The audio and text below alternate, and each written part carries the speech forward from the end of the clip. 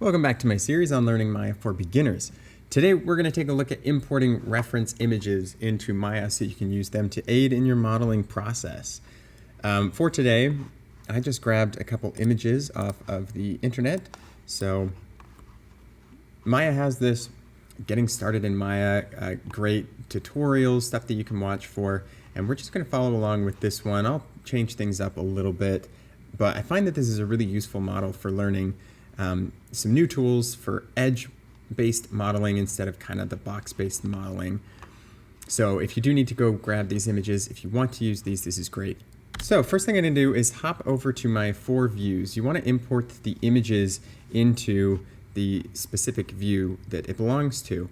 Now, the first thing you really should be doing is creating your folders with File, Project Window, because if we create a new project, you'll put the front and side view images into the source images folder inside the project you're working on.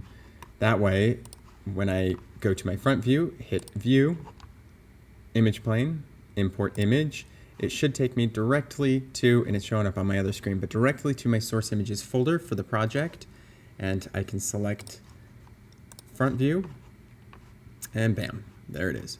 Same thing for side view, View, Image Plane, Import Image, grab the side view, and it's basically as simple as that. Now, one thing I'm going to do with each of these is in my channel box, scale these up a bit.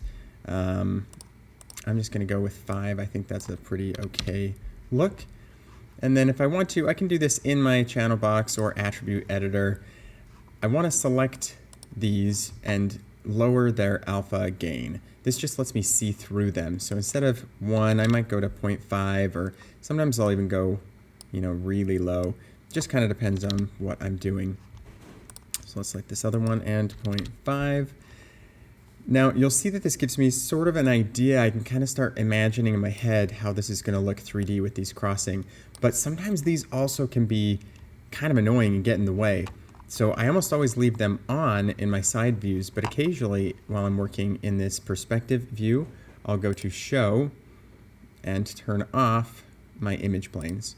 So that's just something you may want to toggle on and off as you go creating this object. And there is how you import images into Maya.